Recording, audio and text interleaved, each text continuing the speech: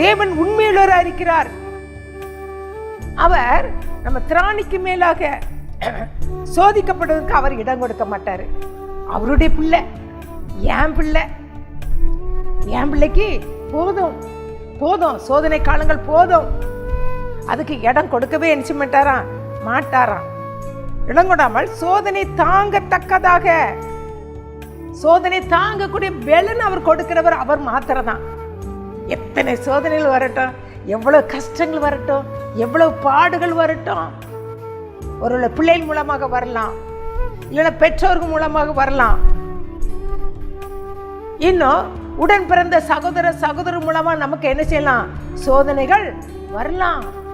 நெருக்கங்கள் வரும்போது அந்த தாங்கக்கூடிய ஏசப்பா அந்த பலனை எனக்கு தாங்கன்னு சொல்லிட்டு நம்ம என்ன விழித்திருந்து நம்ம என்ன ஜெபிக்கணும். அதான் ஆண்டவர் சொல்றாரு, சோதனைக்குட்படாதபடிக்கு விழித்திருந்து ஜெபம் பண்ணுங்கள்.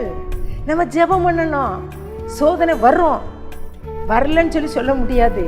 கண்டிப்பா நமக்கு சோதனைகள் வரும். அந்த நேரத்துல நம்ம என்ன செய்யணும், ஆண்டு சமூகத்துல விழித்திருந்து ஜெபிக்கும் போது அது தப்பி போறதுக்கு ஒரு வழியை ஆண்டு நமக்கு என்ன செய்வாரு, ஒரு போக்கை என்ன செய்வாரு, உண்டாக்குவாரு.